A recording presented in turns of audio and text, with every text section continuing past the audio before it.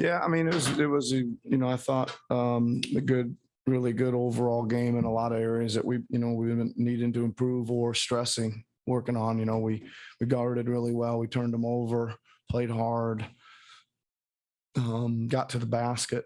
Thought we played pretty unselfish. I don't know how many assists we ended up with. Only 22, but felt like we were passing the ball pretty well, right? And going to some strengths. We found some places to go with it and tried to take advantage of it. But just glad how hard they played mostly.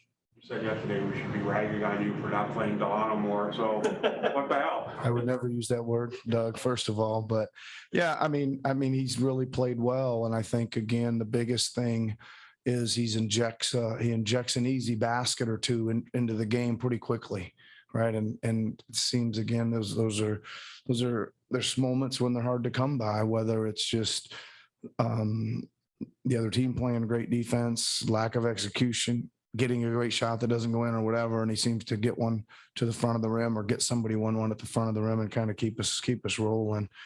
And I'm really like, I think two guys I think I'd like to talk about. I think he's one. I think he's really solid defensively too. Like he's versatile, and just like all the young guys, they'll make a mistake here or there. And one was, I mean, it's pretty minor, but the plays when McConnell goes zinging under the basket. It's until you've seen it a couple of times, it's tricky to guard, and he froze under the basket. And McConnell turned and shot that little jumper, and one of the coaches said, "Hey, listen, that's the one we're talking about. You got to keep pursuing him, and with your height, and he chased him down. The next time he blocked it out of bounds, and that's so that he's learning and he's got some ability to do a variety of things defensively. And I think the other guy that probably doesn't get much talk about or hasn't and has played really, really good defense is Gary Trent. Right, he is just all up on people and over people, and I'm like really pleased with that because I'm not sure.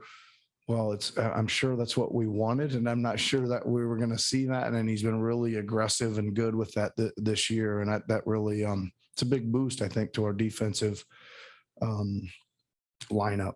What went into the decision to go with Delano over Goron tonight, and is that something that you think you'll stick with, or is that a fluid? Well, it's you guys know there's a lot of stuff going on with these decisions. I know that's why you ask me all the questions about what goes into it, but mostly I would say it was geared towards Chris.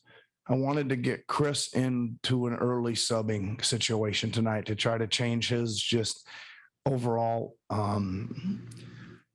vibrations or vibe out there, right? I just wanted to change, and I thought bringing those two early together would be a good combo with what was going to be left out there, and then kind of looking further down. I just thought, again, the way doing that enabled us to do again a little differently. From there, I think experimenting a little bit too with Freddie's instead of the kind of historic long runs to start the game of getting him out, around the 5-minute mark or so, and then getting him back in towards the end of the quarter and playing through the start, and some of that maneuvering we were looking at too. So that's kind of some of the thinking that went into that. Is that what you've been talking about and what you've been looking for from Scotty, just in terms of we're getting there, rim going up strong? We're getting there. I think again, I don't know how many times he did it tonight, but it was a lot more than he's been doing it, but it needs to be a lot more than tonight too, right? I think there's opportunities there for him to continue to do that. And I think both encouraging not only him, but Precious as well to get down there and get it as deep as they can and go to something that feels, pretty comfortable to them. It doesn't need to be a super degree of difficulty shot. And again, we've been able to, when they don't make them, we chase up some of the misses and put them back in, or they even grab their own miss and put it back in. I think Scotty might have done that once or twice tonight too. Yeah, did you like, when you brought in Chris and Delano, you had a couple of occasions where you had those two, Cam and OG with Fred, right? That's kind of why I'm talking about, you like what you got out of it. Is it a good way to counter a team like maybe out of it, giving you a great talent bonus and turn it into Yeah. I mean, I think that yeah, I mean, first of all, I do like it. And I think that we've talked about that. And the only guy missing out there was Pascal. We could get another, and I think as long as Scotty and OG, for the most part, can they're going to be the ones probably guarding the smaller, quicker guys. As long as they can keep those guys in front of them and keep up with them coming off screens and things like that, it should be fine, right? And I think Kem and Precious both do a decent job when they get put on switches out on the ball. As long as they get keep them in front and kind of control the possession and, don't get back on their heels and things like that. But they're pretty good at switching. So we get away with some of that as well. He had 3 points, 3 baskets right there in the rim for 6-7 minutes. And then he took 1 shot for the rest of the game. So, Well, we let him get a free early. Shouldn't have let him get free early. And those were all on offensive rebounds. And we probably could have stopped a couple more of those. But yeah, I mean, listen, our guys did a really good job of, again, I talk to you guys all. I mean, he's a all-star player. He's a high-level scorer. He's going to get his touches and be aggressive. And we, just try to limit those touches, make those touches as difficult as they can be. And then when we feel like he's out of or into shooting mode, and then you got to try to guard him with more than one guy usually, or at least a man and a half to make it hard on him. Happy with how your guys were recovering when you did send that extra man and you picked it up? Yeah. I think we did a pretty good job, Eric. I'm trying to think. There was probably a couple we could have that shook free. I think they started the half with a little post up / cut from the weak side with Turner that we probably, they know we're doing some doubling. So they set us up on that one. But no, for the most part, the effort was really good to get back out. And that's an improvement area, right? I mean, we're starting to get the hang of some of those rotations and things like that. So what we did tonight anyway. Was that conversation the first time out? You were pretty animated talking with Precious and the bench before you even went to the coach. Was that about Sabonis? Was that what you were doing? Probably not. I can't remember for sure. Probably not. I was probably. We can check, or you can think about this. Where he probably took one to the basket strong or something, and something we kind of been working on and finished it. But I can't remember for sure. Do you like that pace that Banton's playing at? He's like constantly demanding the ball and trying to.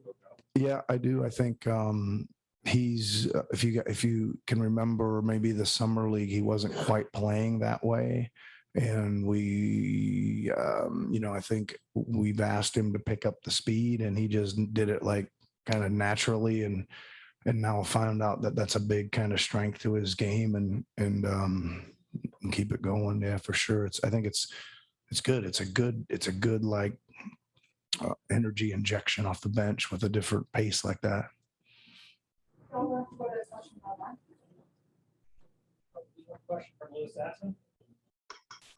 Hey, Nick, it seemed like in the first half, you guys initiated more with OG in the post than I've seen early in the season. What sort of a different texture does that give to the offense? Well, I think it gives us some, it gives us a little different look. We certainly I think we're learning a little bit about where some of our strengths and things can be offensively. When we're playing kind of, he's pretty good size for a 3. So there's nights where you're going to get, maybe some kind of height or weight advantage down there.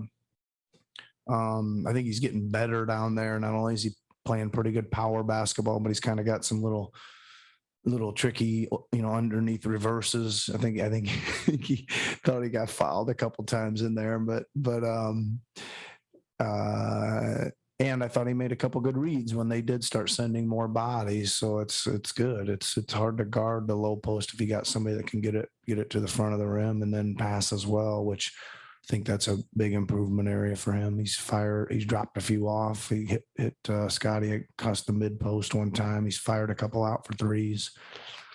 So yeah, it's a different texture for sure.